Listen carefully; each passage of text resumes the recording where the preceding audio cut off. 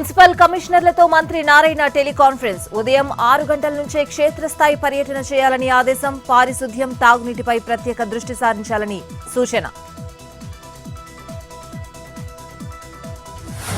ఇవాళ ఏపీలో యథావిధిగా పనిచేయనున్న రిజిస్ట్రేషన్ ఆఫీసులు. రెండో శనివారం సెలవు మినహాయిస్తూ ఉత్తర్వులు జారీ. ప్రత్యేకంగా 5,000 చెల్లించక్కర్లేకుండానే రిజిస్ట్రేషన్. ఏపీలో ఈ రోజు విడుదల కానున్న ఇంటర్ ఫలితాలు ఉదయం 11 గంటలకు వెల్లడిస్తామన్న మంత్రి లోకేష్.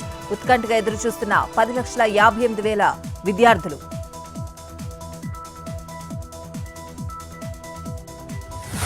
విజయశాంతి దంపతులకు బెదిరింపులు. ఎస్ఎంఎస్లు, మెసేజ్లు పంపిన చంద్రశేఖర్ రెడ్డి.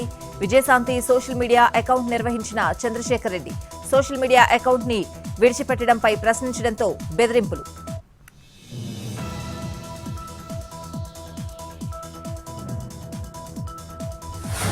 గోరంట్ల మాధవ్ను రాజమండ్రి సెంట్రల్ జైలుకు తరలింపు. మాధవ్తో పాటు 5 నిందితులను తరలించిన పోలీసులు. గుంటూరు జైల్లో సంతకాలు చేసిన తర్వాత రాజమండ్రి జైలుకు షిఫ్టింగ్.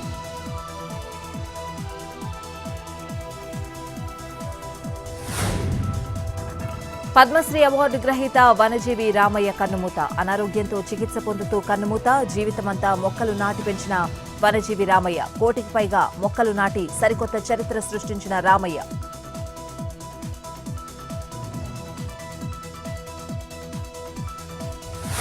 వైజాగ్ ఎయిర్పోర్ట్ నుంచి మరిన్ని విమాన సర్వీసులు రద్దు. వచ్చే నెల బ్యాంకాక్, కౌలాలంపూర్కు విమాన సర్వీసులు రద్దు. ఆక్యుపెన్సీ తక్కువగా ఉండడంతో నిర్ణయం తీసుకున్నట్లు సమాచారం.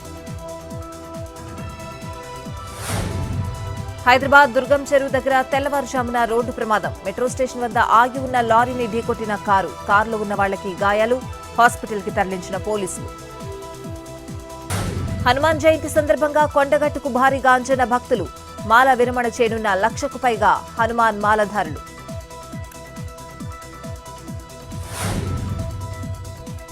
తిరుమలలో నేడు తుంబుర తీర్థ ముక్కోటి. 10 గంటల వరకు భక్తులను అనుమతించనున్న టీటీడీ.